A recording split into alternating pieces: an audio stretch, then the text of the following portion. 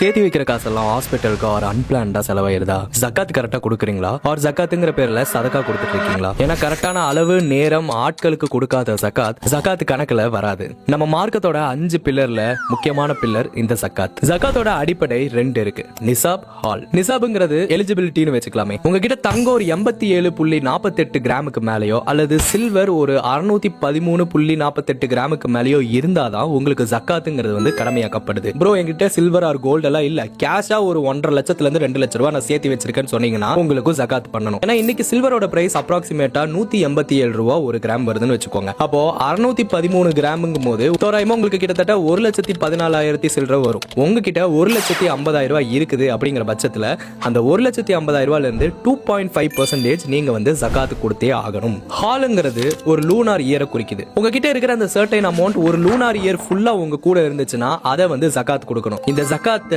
இந்த 8 பேத்துக்கு கொடுத்தாதான் அந்த ஜக்காத்துங்கிற கணக்கே வரும். ஃபர்ஸ்ட் ஒன், ரொம்ப ஏழையான ஒருவேளை சாப்பாட்டுக்கே கஷ்டப்படுற மிஸ்கின்ஸுக்கு கொடுக்கலாம். ரெண்டாவது, இவங்களுக்கு வருமானம் இருக்கும் ஆனா அவங்களோட அத்தியாவசிய செலவுக்கு கூட காசு இல்லாம ரொம்ப கஷ்டப்படுற ஃபேமிலி, அவங்களுக்கு நீங்க ஜக்காத் கொடுக்கலாம். மூணாவது, இந்த ஜக்காத்தை கலெக்ட் பண்ற அட்மினிஸ்ட்ரேட்டர் இருப்பாங்க பாத்தீங்களா, அவங்களுக்கு நீங்க ஜக்காத் கொடுக்கலாம். நாலாவது, புதுசா இஸ்லாமுக்கு கன்வெர்ட் ஆகி வந்தவங்களுக்காக நீங்க வந்து ஜக்காத் கொடுக்கலாம். அஞ்சாவது, இந்த காலத்துல அது இல்ல, பட் என்னன்னா அடிமைகளுக்கும் பிணை கைதிகளையும் விடுவிக்கிறதுக்காக நீங்க அந்த ஜக்காத் மணியை யூஸ் பண்ணலாம். ஆறாவது, ஒரு நியாயமான ரீசனுக்கு கடன் வாங்கிட்டாரு ஆனா அந்த கடன் அவரால் திருப்பி கொடுக்க முடியாம ரொம்ப கஷ்டப்படுறாருன்னா அவங்களுக்கு நீங்க ஜக்காத் பண்ணலாம். ஏழாவது, அல்லாஹ்வோட பாதைக்காக அந்த மார்க்கத்துக்காக நிறைய வேலை செஞ்சிருப்பாங்க பாத்தீங்களா, ஆக்டிவிஸ்ட்னு சொல்லுவாங்க, அவங்களுக்கு நீங்க ஜக்காத் பண்ணலாம். அண்ட் எட்டாவது, நாடு விட்டு நாடு வந்து ஒரு சிக்கல்ல மாட்டிக்கிட்டாரு, அவரால் திருப்பி அவர் நாட்டுக்கு போக முடியாம இருக்கிறவங்களுக்கு நீங்க ஜக்காத் பண்ணலாம். இந்த வீடியோவை உங்க ஃப்ரெண்ட்ஸ் அண்ட் ஃபேமிலிக்கு ஷேர் பண்ணுங்க. ஜக்காத்தை கரெக்டா பண்ணுங்க. அது உங்களோட வெல்த்தை சேஃப் அண்ட் செக்யூர்டா வைக்கும் அண்ட் உங்களோட